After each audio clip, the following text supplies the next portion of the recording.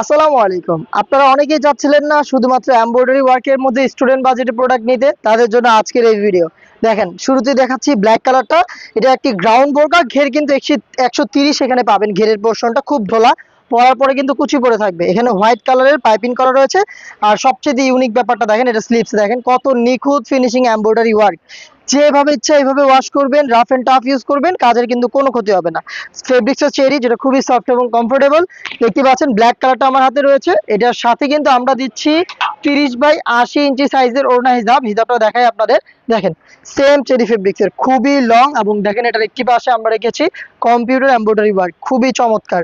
Reasonable প্রাইসে student বাজেটে product পাচ্ছেন। সাইজ থাকবে 50, 52, 54 এবং 56। 80 সাইজের ওড়না হিজাব এবং হচ্ছে চমৎকার এই গ্রাউন্ডটা মিলিয়ে সম্পূর্ণ সেটটা দিচ্ছি স্টুডেন্ট বাজেটে মাত্র 1500 টাকায়।